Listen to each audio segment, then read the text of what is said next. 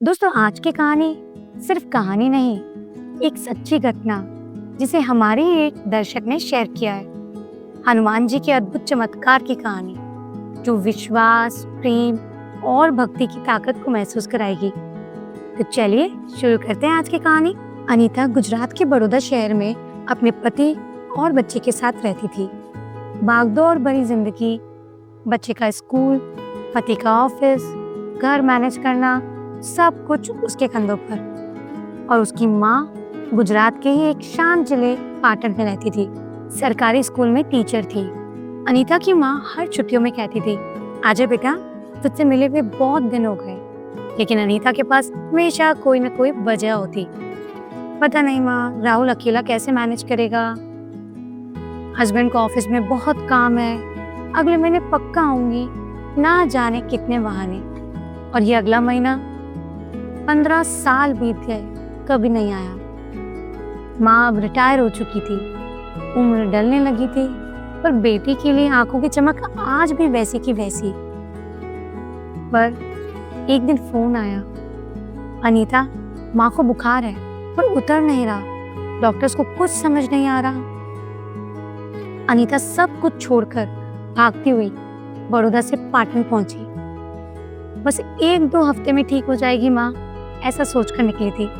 लेकिन उसे क्या पता था, इस बार माँ ने ऐसा बुलाया कि सब कुछ पीछे छूट जाएगा। अनीता की माँ, जो कल तक बिल्कुल ठीक थी, आज आईसीयू में थी।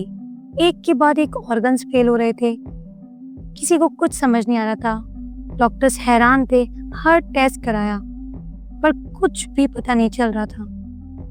अहमदाबाद में शिफ्ट किया और काफी दिनों बाद पता चला पीटीपी, एक रेयर ब्लड डिजीज जिसका इलाज भी बहुत मुश्किल और समझ भी। माँ बोलती नहीं थी, बस चुप थी, जैसे मन से हार चुकी थी। पूरा परिवार टूट चुका था, बेटी, बेटे, पिता, सब चुप। अब वो रो भी नहीं पा रहे, बस माँ की ओर देखते रहते। जब जिस इंसान ने संभाला हो और वो खुद ही बेबस हो जाए तो इंसान अंदर से टूट जाता है। माँ का हॉस्पिटल में इलाज चल रहा था और दूर दूर तक कोई उम्मीद नजर नहीं आ रही थी। और माँ ने तो जैसे हिम्मत हार चुकी थी। अब उनकी बॉडी ने रिस्पॉन्ड करना भी छोड़ दिया था। सारे ऑर्गन्स लगभग फेल, डॉक्टर्स एकदम अनआंसर्ड, डॉक्टर्स की भी समझ से परे, कोई इम्प्रूवमेंट नहीं। घर जैसे बिखर चुका था, सब एकदम चुप, कोई किसी से बात नहीं कर पा रहा था। पर कहते हैं ना, जब ऊपर वाला साथ हो तो कहीं ना कहीं से कोई ना कोई रास्ता जरूर मिलता है। और ऐसा ही एक दिन हुआ। एक दिन अनीता का भाई गाड़ी चला रहा था और रेडियो पर आवाज आई, बजरंग बाण पढ़ने वालों की हर इच्छा पूरी होती है। उसने फौरन घर आकर कहा, हम रोज मिलकर बजरंग बाण पढ़ेंगे। ना ज्यादा जानकारी, ना अनुभव, पर एक विश्वास जब सारी दवाएं फेल हो जाती हैं तो दुआएं काम आती हैं। फिर क्या था, तीनों भाई बहन रोज आईसीयू के बाद बजरंग बाण का पाठ पढ़ते रहे। ना कोई टाइम की सुध, ना नियम, ना कोई विधि, कुछ भी नहीं पता था। कभी बजरंग बाण सुनते फोन पर, कभी पढ़ते, और धीरे धीरे जैसे एक अलग सा वाइब, एक पॉजिटिव एनर्जी माँ के आईसीयू में आने लगी। जैसे कोई अदृश्य शक्ति वहां आ गई हो, जो माँ के शरीर में फिर से जान भर रही थी।